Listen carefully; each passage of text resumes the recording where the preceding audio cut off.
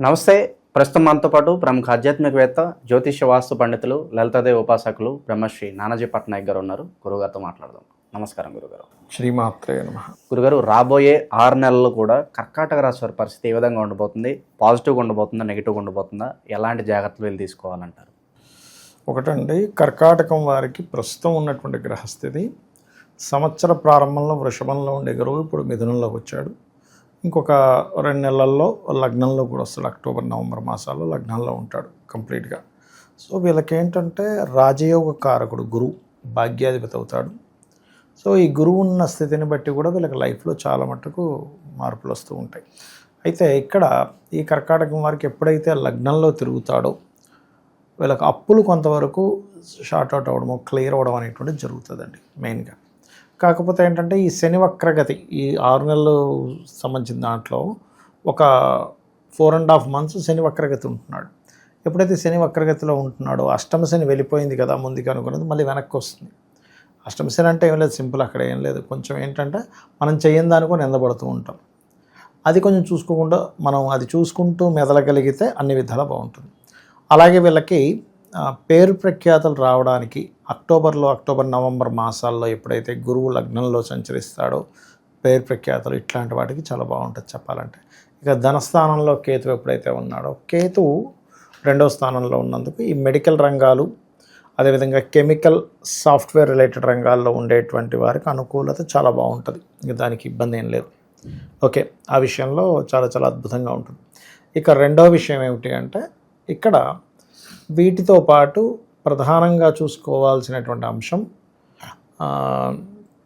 ఎవరైనా సరే ఏదైనా ధన సంబంధించినటువంటి విషయాల్లో వీళ్ళు ప్లానింగ్ చేసుకునేటప్పుడు అది కొద్దిగా గణపతిని రెగ్యులర్గా గణపతిని ఒక రూపాయి వచ్చినా రూపాయి వెళ్ళినా కూడా గణపతిని ఆరాధించడం అనేటువంటిది మంచి ఫలితాలు ఇస్తుంది.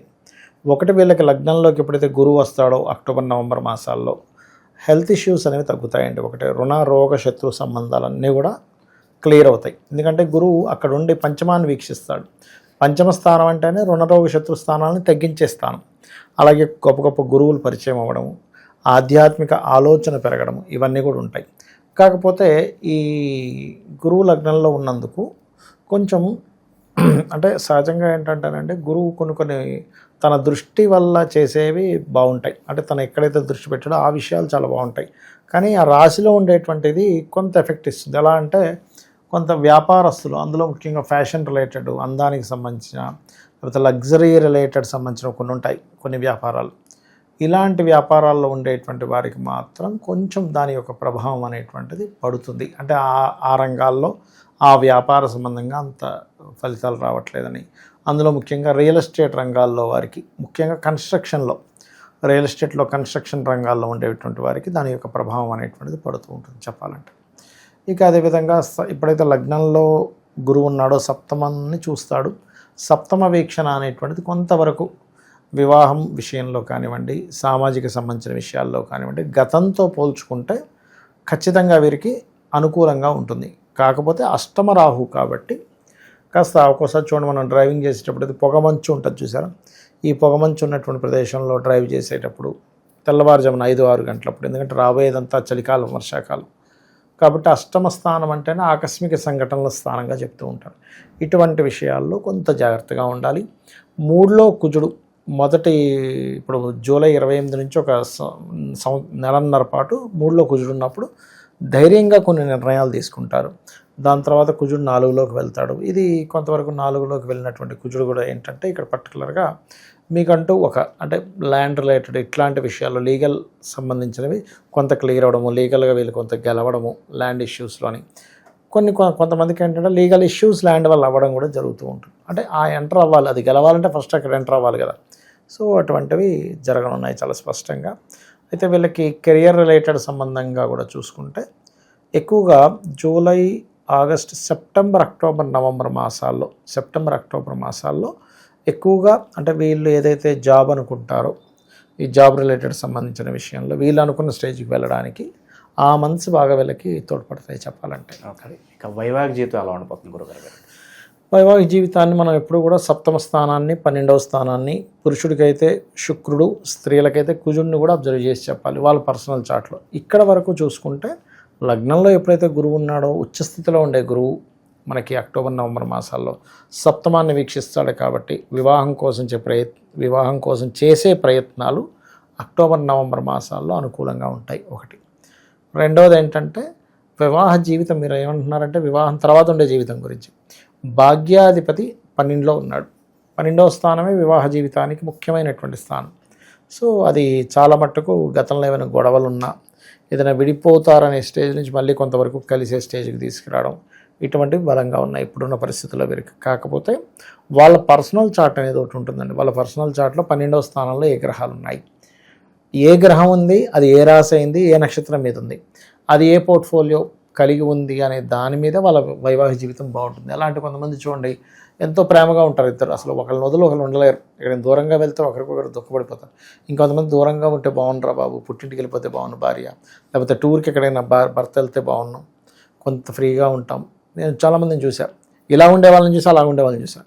ఏమంటే నేను ఒక 2 రోజులు వెళ్తే బాగుంది అనుకుంటున్నానండి అంటే, ఎందుకమ్మా అంటే రోజు తిట్లేనండి భరించలేకపోతున్నాం అంట. అలాగే పురుషుల విషయంలో కూడా నేను చూశాను కొంతమంది, ఒక్కసారైనా ఇప్పుడు వీళ్ళు పుట్టింటికి వెళ్తే బాగుందండి, కొంచెం ప్రశాంతంగా ఉండి. ఎందుకంటే అలాగ అనుకుంటున్నారంటే, లేదండి పొద్దున్న లేచినప్పటి నుంచి నువ్వు సంపాదించట్లేదు, ఒక ఎదురింటోడేమో కారు కొన్నాడు, పైన ఇంటోడేమో ఇంకోటి ఏదో కొన్నారు, ఇంకో బిల్డింగ్ కొనేసి మనం ఇక్కడే ఉన్నాం, రోజు ఎదుకోవాలి. సో ఇదంతా కూడా ఎలా తెలుస్తుంది మనకంటే 12వ స్థానం బట్టి ఉంటుంది. సో ఇప్పుడు ఎప్పుడైతే 12లో గురువు ఉన్నాడో, ఈ గురువు ఈ వివాహ జీవిత సంబంధించిన విషయాలను పాజిటివ్గా రిజల్ట్స్ ఇస్తాడు ఇక్కడ. సో అది మనం ఎక్స్పెక్ట్ చేయొచ్చు ఇక్కడ. ఓకే. సొంత ఇంటి కళ నెరవేరడానికి ఎంతవరకు ఛాన్సెస్ ఉన్నాయి అంటారు వీళ్ళకి ఇప్పుడున్న గ్రహస్థితి అంటే, ఇప్పుడు మిథునంలో ఉన్నాడు అనుకున్నాం కదా గురువు, మిథునంలో ఉండే గురువు కర్కాటకంలోకి వచ్చే లోపల అంటే ఈ సంవత్సరం కాస్త పాజిటివ్గానే ఉంది సొంత ఇంటికి సంబంధించిన విషయంలో. ఎందుకంటే ఈ లగ్నానికి శుభుడు 4వ స్థానాన్ని వీక్షిస్తాడు ఎలాగో. కాకపోతే ఎవరికైనా కూడా సొంత ఇల్లు కళ నెరవేరాలి అంటే మొట్టమొదటిగా వాళ్ళు 4th హౌస్ ఎంత బలంగా ఉందో చూసుకోవాలి. 4th హౌస్ బలం బట్టి ఒక్కొక్కరు సొంతంగా సంపాదించుకుంటే కొంతమంది తాత లేకపోతే తండ్రి ఇస్తూ ఉంటాడు, వాళ్ళు సొంతంగా కొనుక్కోరు. బికాజ్ ఆఫ్ వాళ్ళకి 12వ స్థానం కానీ 8వ స్థానం కానీ బాగుంటుంది. సో పర్సనల్ చార్ట్ అయితే 4th హౌస్ చూసుకోవాలి సొంతంగా కొనుక్కోవాలంటే. బట్ ఇప్పుడుండే గోచారం ఎంతవరకు సహకరిస్తుందంటే ప్రాపర్టీ కొనుక్కోవడానికి పాజిటివ్గానే ఉంది, ఏదైనా కొత్త కోర్సెస్ చేయడానికి పాజిటివ్గానే ఉంది. ఆల్రెడీ ఒక ఫ్లోర్ ఉందండి, పైన ఇంకో ఫ్లోర్ వేసుకుంటారు, ఎందుకంటే డ్యూయల్ సైన్ నుంచి చూస్తున్న గురువు. సో ఇలా ఉన్నప్పుడు ఏంటి, వీళ్ళు ఉన్న ఒక ఫ్లోర్ కాకుండా సెకండ్ ఫ్లోర్ వేసి వీళ్ళు అక్కడ షిఫ్ట్ అయ్యి కింద ఓనర్స్ అట్లా మారుతూ ఉంటారు. సో మరి 6 నెలల్లో కూడా ఎలాంటి దైవారాధన పరిహారాలు చేస్తే బాగుంటుందంటారు వీళ్ళు ఎప్పుడైనా గుర్తుపెట్టుకోండి, కర్కాటక లగ్నము లేదా కర్కాటక రాశి అనుకుంటే సుబ్రహ్మణ్యేశ్వర స్వామి ఆరాధన ఖచ్చితంగా మంచి ఫలితాలు ఇస్తుంది. కొంతమందికి సమయం ఉండకపోవచ్చేమంటే నాకు ఆరాధన అంతా తెలియదు, ఓం స్కందాయ నమః అనుకోండి అని చెప్తాం. మనస్ఫూర్తిగా అనుకోండి స్వామివారిని ఖచ్చితంగా. ఎందుకంటే సుబ్రహ్మణ్యేశ్వర స్వామికి ఉన్నటువంటి గొప్పతనం ఏమిటంటే దర్శన మాత్రమే అతను ఫలితం ఇస్తాడట. అంటే మనం ఏదైనా దేవతను మనం ప్రసన్నం చేసుకోవాలంటే రకరకాల ఉపచారాలు, ఎంతో భక్తి భావన అలా కలిగి ఉండాలి. కానీ అలాగా కేవలం మీరు చూసినంత మాత్రం చేత ఆయన అనుగ్రహిస్తాడని చెప్తూ ఉంటారు. సో ఓవరాల్గా వచ్చే 6 నెలలు కూడా వీళ్ళకి ఏ విధంగా ఉండిపోతుందో మీ మాటలో చాలా బాగా వివరించారు. ధన్యవాదాలు. శ్రీమాత్రే నమః.